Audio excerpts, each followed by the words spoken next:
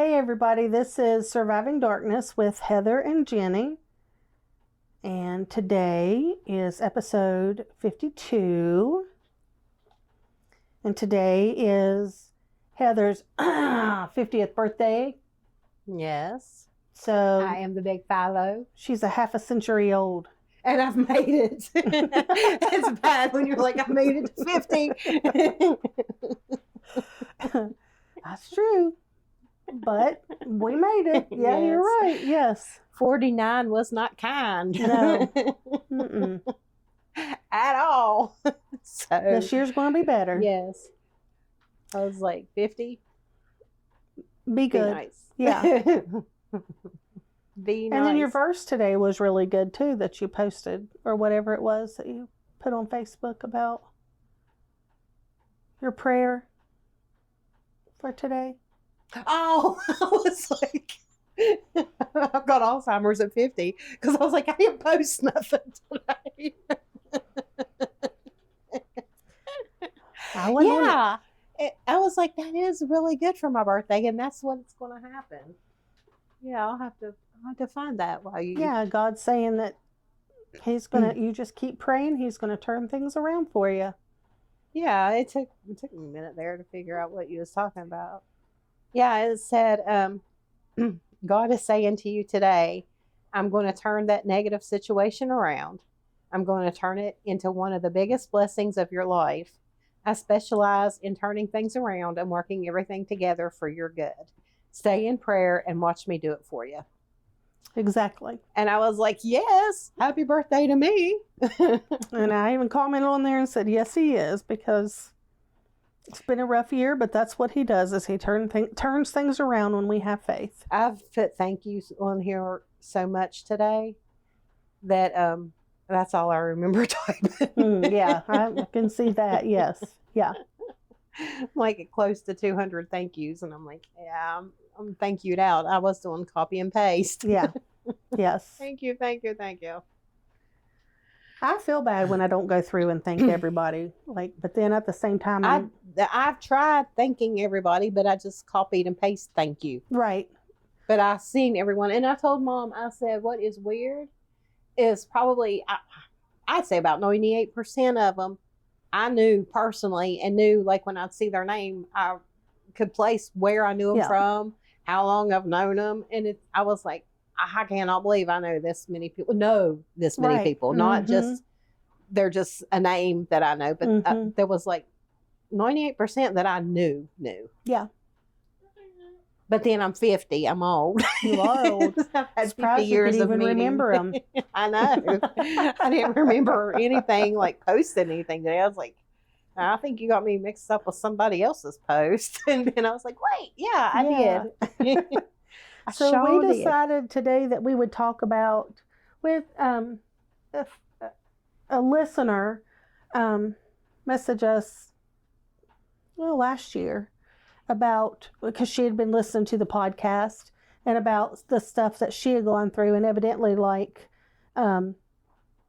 it said y'all's podcast is bringing up a lot of my childhood, and she said a lot of the times I feel like I'm completely unemotional, and she said to the point that I feel weird, and I get that, because when you go through things, and I'll read, I'll give background on that, but when you go through a lot, you tend to put up walls in order to forget what you went through, or to be able to deal with the traumas that you went through. You compartmentalize. You do, yeah. And it is hard to figure out how to be,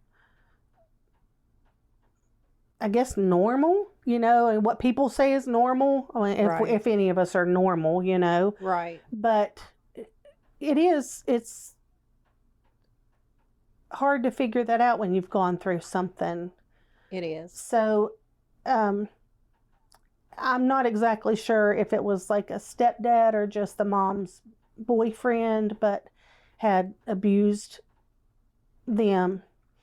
And so the mom said that whenever they would go see the dad on the weekends, that if they said anything to the dad whenever they were there, that she would have the dad killed. And evidently the mom had like mental issues, but they figured that that was probably the truth, like that she was not stable, bluffing, right? And that she would do and that. she probably would do that. And so I'm just going to read a few of the texts and then, kind of sum things up. But she said her real dad was awesome, but we were told that she would have him killed if we told him. She said, you want to know about a man breaking down when he found out after they got older and were telling things. And she said, her dad was like, I would have gotten you all out of that situation. And she said, I know, but with what was being told to us, we didn't want to take that risk of him being killed. Right. Which is kind of the same things we went through. Right. Like we've talked about before. So if you say anything, then you're going to be stuck here in this house with this thing, and no one, I'm not going to be here to help you, and it's hard to tell what's going to happen to you. Right. So you get that fear, and you believe that, and I'm the only thing that's protecting you right now, and it will show itself, and it will be so scary for you. You mentally you would lose it, and you just wouldn't be the same. Almost like you would have a nervous breakdown, and you couldn't handle it, and that is the stuff. And then we also was threatened with the whole, well, I'll wind up in prison. There's no way I'll survive. So then it was on us that if something happened to him, it would be our fault. Yeah, exactly. So yes. I get it. And it's like they know exactly what to say. Even this person's mom knew exactly what to say, to where they would be scared enough to not say anything at all. And, just thinking about that, well, even now, like, mine is only 5, but if either one of yours came to me and said, listen, this happened to me when I was little, I was told not to say anything at all. Like, it would be hard for me to not want to go kill that person. Seriously, hurt them. I mean, you're supposed to let the justice system do its thing or whatever, but it'd be hard, Yes. So I can imagine how her dad felt whenever he found out what was going on. And then, sorry, I was trying to read through there to see what else she said. She said, so sorry to go on, but an interesting thing is that our house also had Satan in it, but he only tormented my mom. I saw what I believe was my guardian angel, and it's still so clear in my mind like it was yesterday. I'd had a rough day. I turned around and a white peaceful figure stood up and held his arms out to me like he was saying he would protect me. And that just reminded me of what you had said, about seeing the ball of light or just the light and knowing that it was God when it spoke. Yeah, because it was like, come my little one. And it was such a soft spoken voice, and it was a soothing voice, almost like, I'm going to say it soft, like you would talk to someone who's hysterical. Right. I'm going to talk to you in this soft, calm voice to sort of get them to calm down too. Yeah. And that's the voice that it was, and it's like, come my little one, and it was like, it gave me a hug, and then I want to show you this. So yes, and then that's when it was like, I want you to lay down and close your eyes. And I'm going to show you your spirit. And that's when I thought, oh, I'm dead. Right. I mean, that's your first thought. So Yeah. I can't. That's the only way I'm going to see my spirit. Yeah. But yeah, and then when they were like, open your eyes, and there was like in between the two hands was this ball of light that was just floating. Mm-hmm. And it was like, the more you win against this, the brighter your light and the brighter your spirit becomes. Mm-hmm. So I guess that's a way of sort of saying the closer you get to God, Yeah. the stronger your spirit becomes. Mm-hmm. So as a teenager, and the more you fight the evil, right? Mm-hmm, yeah, the stronger your spirit becomes because you are closer to God too. Right. And I guess that's the way it was explaining to me as a teenager so that I would understand. Yeah. And she had said whenever we talked on the phone that this being would hold her mom down, yet her mom still wasn't believing that there was something in the house. I mean, I don't understand that. I don't get Maybe it. she didn't want to believe there was something. It was too scary for her brain to comprehend. Maybe. It could be. Yeah. And if she had mental issues anyway, then it could have been like that, you know? Mm-hmm. That's just, I don't know. Some people think if you ignore stuff long enough, it doesn't exist. It's not there. But the fact is, it's there. It happened. And I guess I need to ask this question too. Obviously, like I'm assuming that this stuff happened, like the abuse happened in this house. Right. Because they would go to their dad's on the weekend. So that makes me kind of wonder if it was a situation similar to ours. Yeah. Was that being causing things to happen? Or, you know what I mean? Or right. Was it attached to that person and they came into their lives? And, you know, that's... I think that it can only manipulate, control, possess if there's already... I really think there has to already be that... opening. Yeah, that personality trait, something for it to feed on. Mm-hmm. That's why I said, or did this person bring it in? Right. You know? I just almost feel like for it to attach, it has to be something that's not out of your character. Yeah. Yeah. Because, I feel like, you know, and I don't know, but I feel like if I felt something causing me to want to do that, I would fight with everything I had, you know, to not do that, you know? Well, that's like I was telling you all, or even on the podcast before, that when I was moving stuff out of that house, I had that feeling like, and it basically pick up that 2x4 and knock them in the head. Mm-hmm. My son and his friend. That is out of character for me. So I recognized right then, this isn't me. I've got to get out of here. So I feel like with someone doing stuff like that, that isn't out of character for them, or they would have thought, you know, this isn't me. I got to remove myself from this situation, because I removed myself from that situation. Mm-hmm. When I had the thought in my head to knock my kid and his friend upside the head with a 2x4, and it was laying there, and I was like, no. Yeah, exactly. I said, okay, we're leaving. We're leaving this house. We're leaving this situation. Yeah. So it's a thought that comes in your head. Anything, any sin, anything like that is a thought that comes into your head. It's how you react and how you act upon it becomes a problem. That just made me think the one that we were forced to do things with that would come to the house and would even say, I don't know how I got here. If that was me, I would never, you know what I mean? Like, as soon as I realized I was there, I'd be leaving. You know what I mean? Like, so evidently.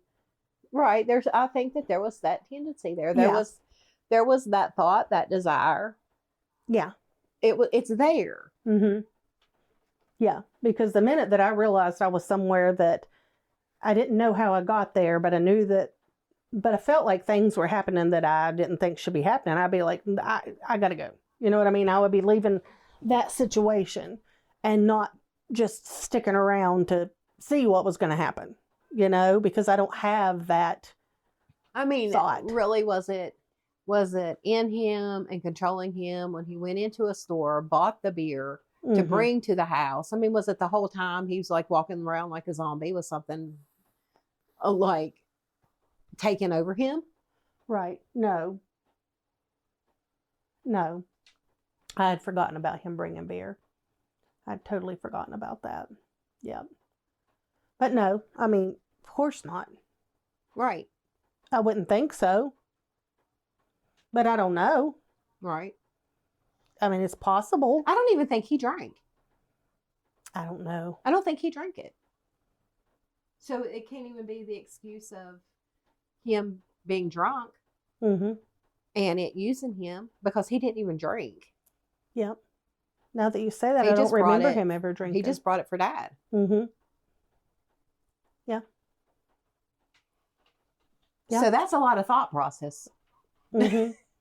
for Yeah. someone who just didn't even know how he got somewhere. Yeah. Yeah.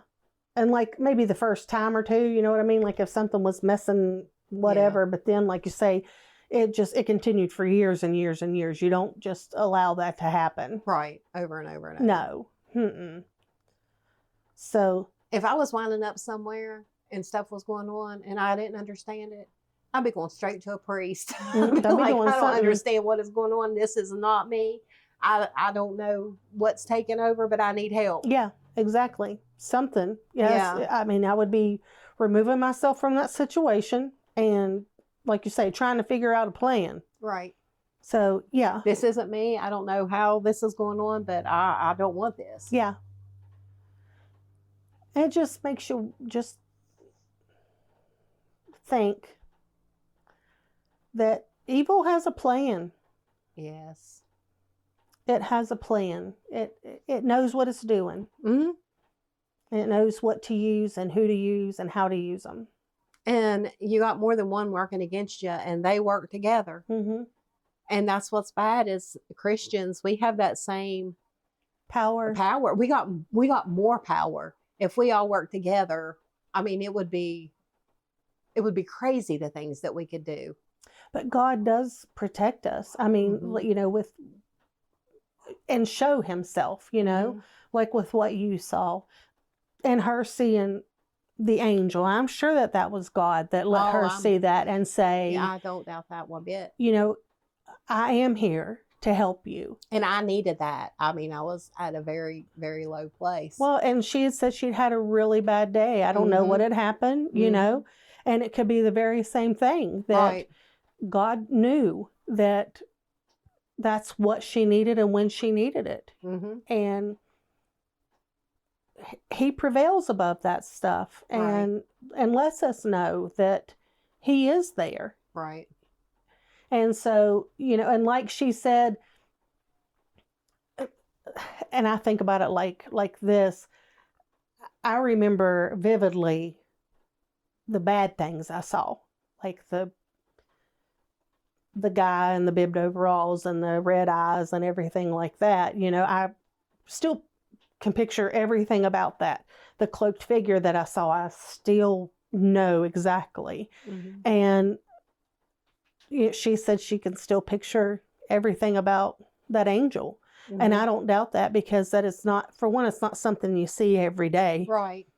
And for two, when God lets you see things, you don't forget it. No. And I guess I kind of wanted to talk about that today just because it's just amazing to me that you don't know what other people have gone through. No. And have lived through and survived through, you know? You're right. And she was brought around us anyway, you know, and then listening to the podcast and everything too. And when I had mentioned it, I don't know, before, if she would be interested in talking, and she was like, no, I don't want to, you know, which was fine. That's totally fine. Right. You know, and then when I talked to her the other day, she was like, well, I don't care if you say my name, you know, which we don't do that anyway, you know, but she was like, because I know what I saw and I know what I went through and I know that it was all real, you know, and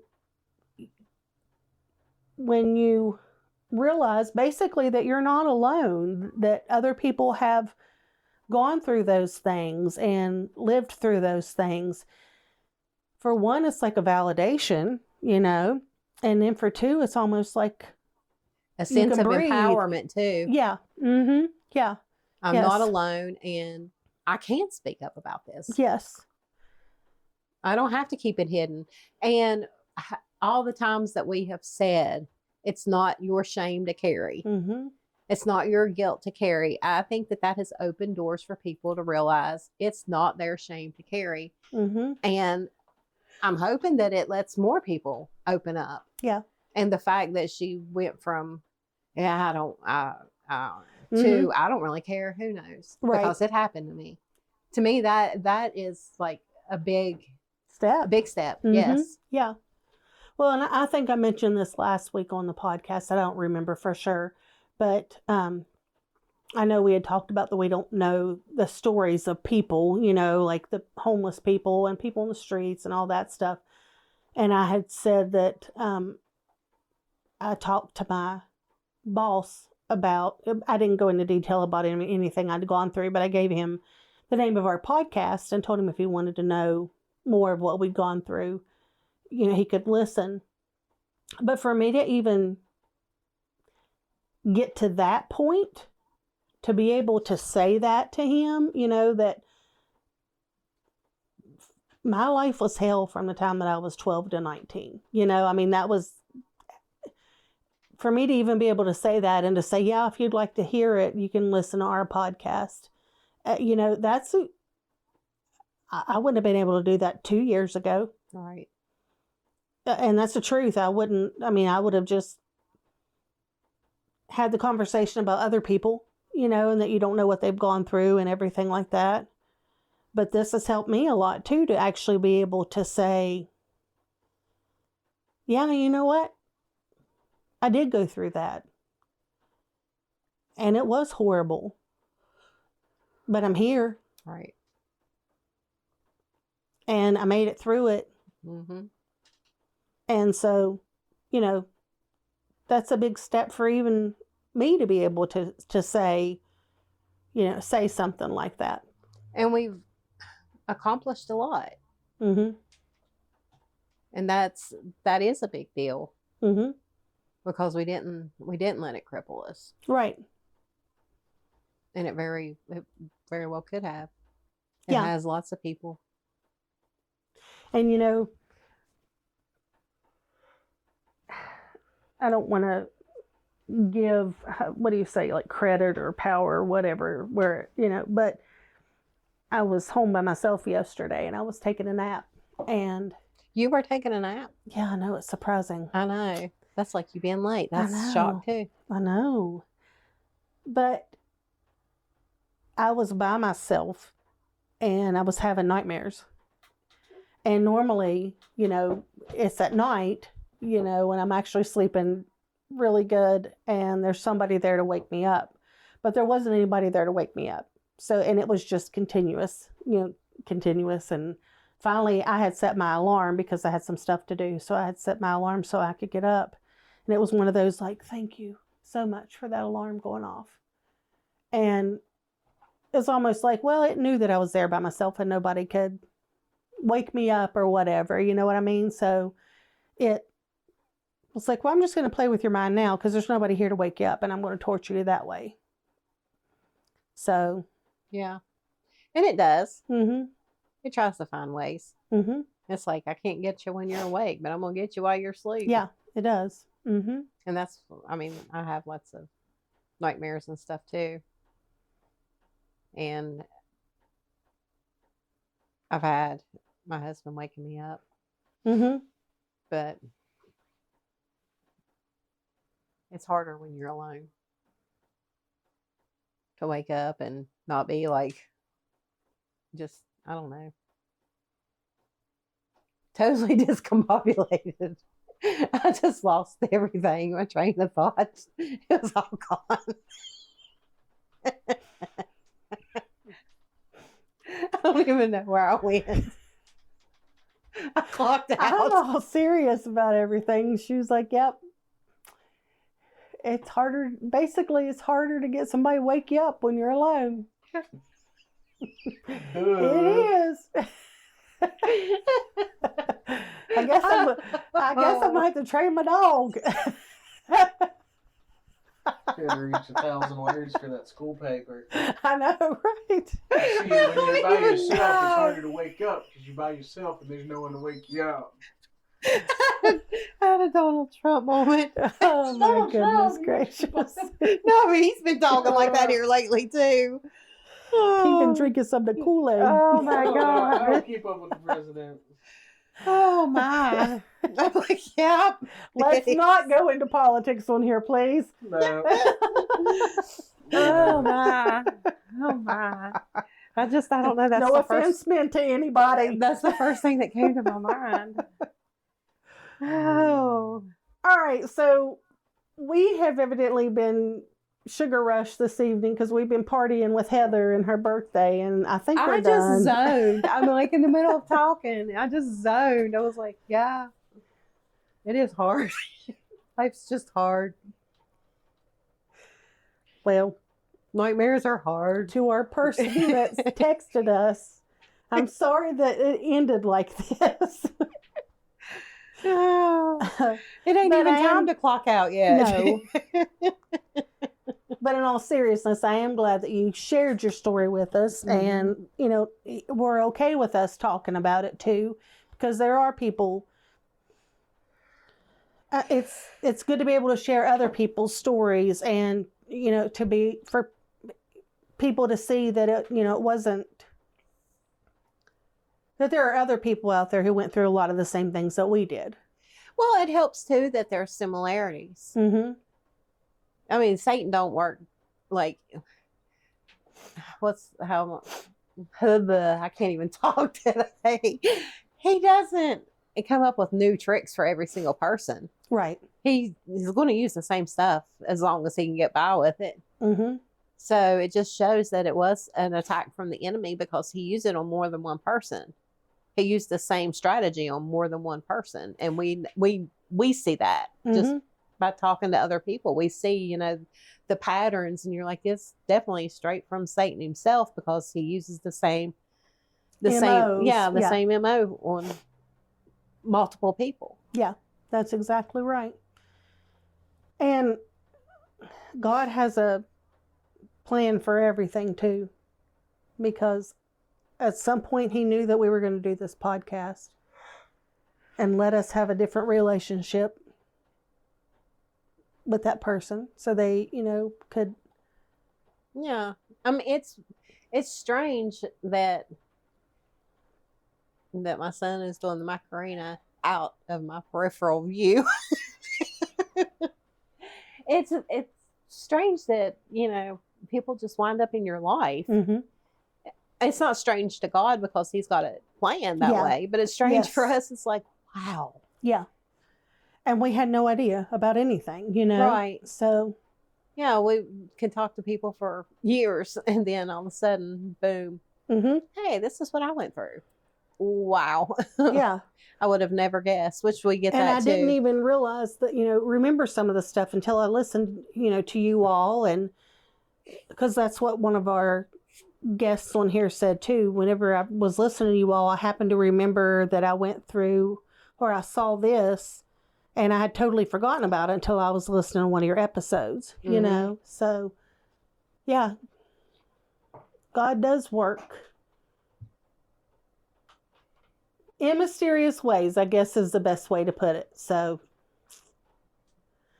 we are closing out for the night. I'm a little tired. I'm tired now. I think I'll go home. No, it's been a week. It's been a week. You got 30 minutes in. That's good enough. Yeah. It's just been a week. And I will one of these days get back over into like the spirit of whatever I was going into. The familiar spirits. But my producer hasn't been around here lately for me to record. Actually, last time I came here to record with you, you didn't have it ready. That was 2 weeks ago, but then he's been back, and I said, I've got it ready whenever. No, we're not going to right This was now. Monday. And this is Thursday, and I still don't have it recorded because my producer wasn't here to produce that I was making movies. podcast. But anyway, it's ready. When my producer's ready, we'll produce. There you go. So, Yes. Well, thank you guys for joining us on this crazy episode this evening. This is the German chocolate episode. Ice cream, pizza, everything else episode. Carbs. Yeah. Carb Carb city. overload. That's Now- what it is. Carb now and I'm on sugar the- overload. I'm on the crash. Yeah, exactly. Yes, yes. But like I said, I do want to thank her for reaching out and telling us her story and allowing us to share her story too. Because of course we ask her permission and everything before we said anything about it. And we do appreciate that. So, and make sure that you check out the Facebook page, and because we got the information up for the drawing. Yes. So make sure that you like, comment, And and share. share. And So- you get up to 6 entries. so, And you get to pick. that's right. You Between get a to pick tumbler between and a shirt. Yes, a tumbler and a shirt. And let me tell you, they're both nice. The material in the shirt is very nice. Yeah, it is. They're very and comfortable. the tumbler, I use mine every single day, and I use it for hot tea, and my tea is hot all day long. If I forget and leave it sitting around and be like, oh yeah, forgot my tea, it's still warm. I'm going to have to get one of those, seriously, because I don't have one. I got the shirt, but I don't have the tumbler. We're going to have to get off of here and end this before we end up getting blown up in this room. Oh yeah. Blame the box. But anyway. All right. Y'all have a good week, and we will see you or talk to y'all or whatever next week. Yes. Happy birthday! Thank you.